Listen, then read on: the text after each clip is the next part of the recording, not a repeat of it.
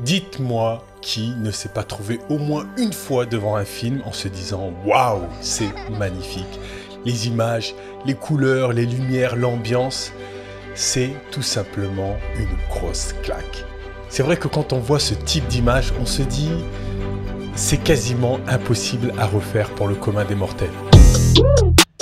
Dans ma dernière vidéo, je vous parle de la BMP-CC 6K Full Frame. Merci pour l'accueil de cette vidéo, ça fait vraiment plaisir. Merci pour vos commentaires, merci pour vos j'aime, merci pour les abonnements, ça me donne de la force, c'est important. Il y avait tellement de choses à dire sur cette caméra que j'ai pas pris le temps de vous montrer des images étalonnées de la 6K Full Frame. Et franchement, c'est beau. C'est beau, c'est une grosse claque. Sincèrement, j'ai tellement hâte de mettre les mains sur cette caméra. Je sais que le rendu de ces images ne sont pas uniquement liés à la qualité de la caméra, mais que les objectifs jouent un rôle hyper important dans tout ça. Et les images que vous voyez là sont faites avec d'excellents objectifs. Et c'est important de le dire.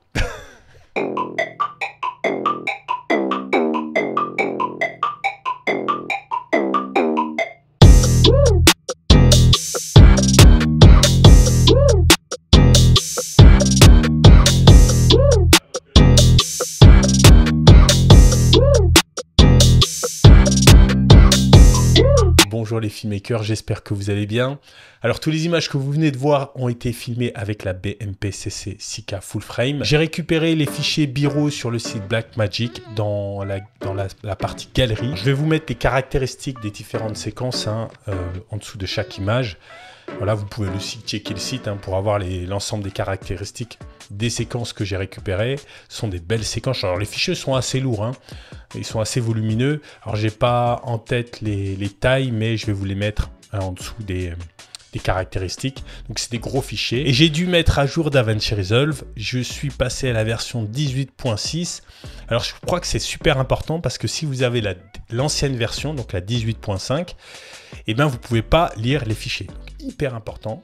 Mettez à jour DaVinci Resolve et puis après allez télécharger les fichiers et puis vous allez pouvoir faire joujou avec. Pour les images filmées avec un objectif anamorphique, il faut aller dans les attributs du plan, donc clic droit sur le plan, attributs du plan, et à l'intérieur de l'attribut du plan, vous avez la possibilité de modifier le ratio ou l'aspect des images et vous sélectionnez anamorphique et ça vous fait du coup une image qui est moins compressée. Je vous montre dans cette vidéo comment j'ai étalonné mes séquences, c'est ultra simple, ultra rapide, grâce à mon LUT. Et alors, mon LUT est gratuit, je l'offre gratuitement. Alors, pour avoir le LUT, c'est simple, vous me contactez sur Instagram, vous me faites un petit message, vous me donnez votre mail. Et moi, dès que je vois le message, parce que des fois, j'en reçois beaucoup, je me fais une session et puis j'envoie tous les messages à la suite.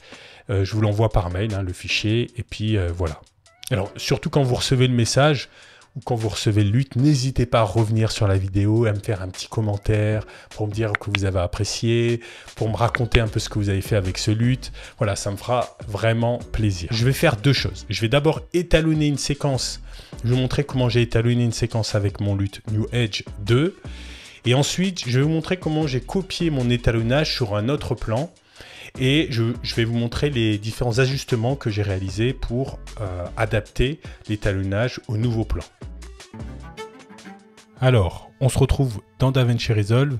Alors, quand j'ai récupéré les fichiers, la première chose que j'ai pu constater, c'est que la manipulation des fichiers en 6K était fluide. Et ça, c'est grâce au codec et à l'optimisation du logiciel. C'est super rassurant car c'était l'une de mes craintes. Je ne vais pas devoir mettre à jour mon PC pour utiliser des séquences en 6K et c'est super.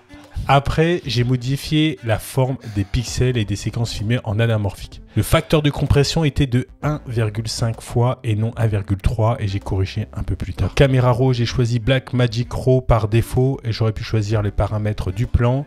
Cela m'aurait permis de modifier l'ISO, la température, l'exposition, mais ici, je vais faire au plus simple. Ensuite, j'ai ajouté 4 nœuds en série. Les différentes modifications s'ajoutent au fur et à mesure. Et j'ai placé le LUT à la fin sur le dernier nœud afin de corriger correctement les couleurs de la séquence avant de placer le look. Autrement dit, il faut toujours bien nettoyer ses pinceaux avant de commencer à peindre. Et c'est ce que j'ai fait avec mes premiers nœuds, température, courbe et saturation.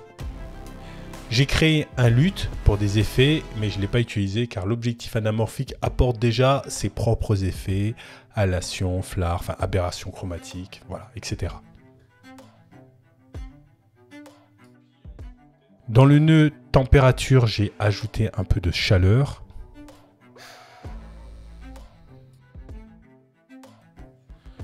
Dans le nœud courbe, j'ajoute un point pour les tons sombres et un autre pour les tons clairs et je vais former un S. En faisant ça, je regarde l'oscilloscope et je vérifie d'avoir un maximum d'informations dans les zones sombres et dans les zones claires. La courbe doit être bien répartie, bien contrastée.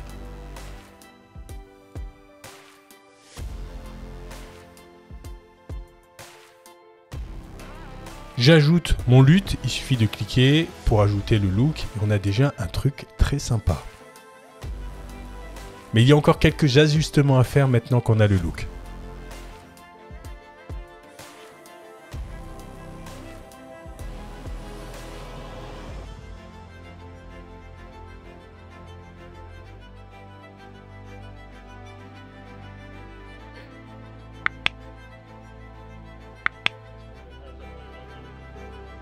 Je vais aller dans le nœud courbe et je vais reprendre mes 2 points pour améliorer le contraste entre les tons sombres et les tons clairs. Je regarde l'oscilloscope, mais aussi les zones claires et les zones sombres sur l'image. Je vérifie que je ne perds pas de détails dans les zones sombres ou les zones claires.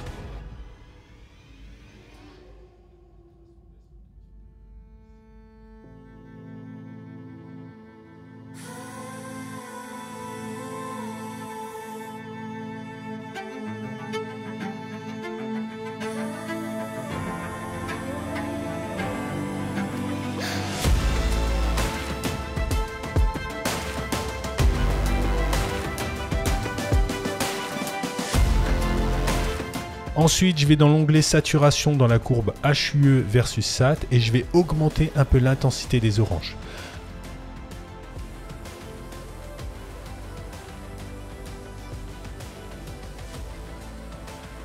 Dans l'image finale, je vais un peu baisser les verts.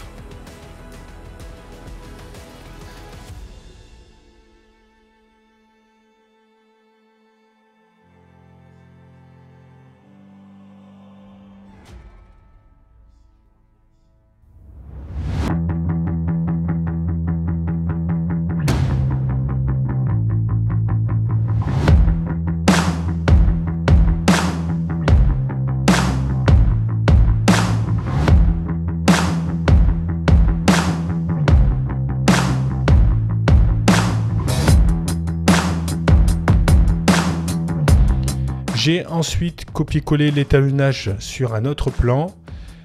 Et ce que j'ai fait, c'est assez simple, comme chaque image, chaque plan a ses propres caractéristiques.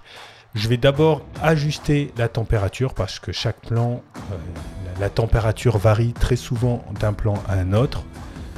Les courbes pour modifier l'exposition, le contraste entre les zones sombres et les zones claires. Et enfin, je modifie la saturation quand c'est nécessaire.